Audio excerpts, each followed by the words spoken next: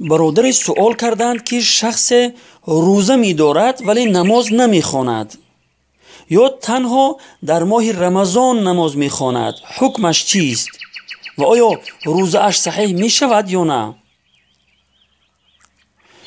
برای معین کردن جواب این سوال باید ما بدانیم که حکم بینماز در اسلام چیست. خوب گوش اندازید برادران عزیز، خیلی سوال مهم است.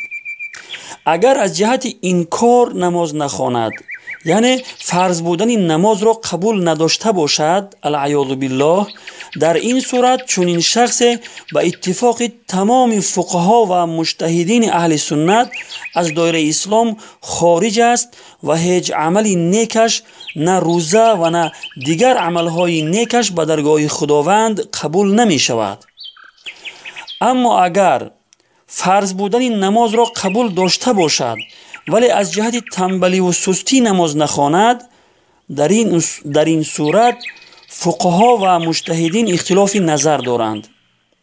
بعضی فقها و مجتهدین چنین شخصی را هم از دایره اسلام خارج و روزه و دیگر عملهای نیکی او را باطل می دانند. یعنی هیچ عمل نیکی او به درگاه خداوند قبول نمی شود، چون که او از دایره اسلام خارج است.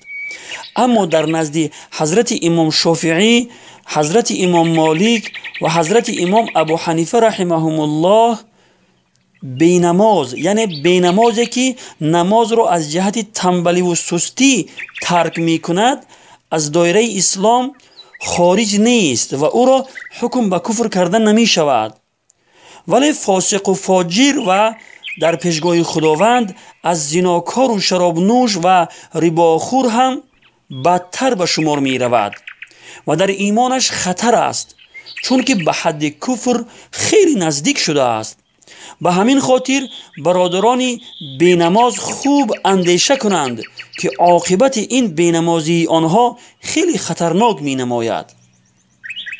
خلاصه روزه شخص بینماز صحیح است، یعنی قبول می شود، چون که روزه و نماز فرضهای علاهیده هستند و برای صحیح شدن به همدیگر وابسته و موقوف نیستند.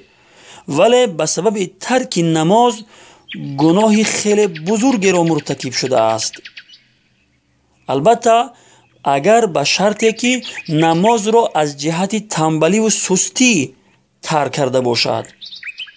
در این صورت روزه او به درگاه خداوند قبول است و روزه او صحیح است.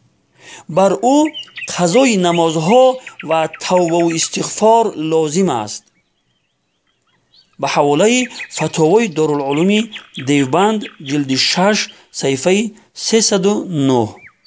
والله اعلم بالصواب. ای بنده نماز فرض است، بین ما تو ادا کی قرض است. ای بنده نماز فرض است، بین ما تو ادا کی قرض است. سرکش نشوی که فردا آتش به سرت چی طرز است. سرکش نشوی که فردا آتش به سرت چی طرز است.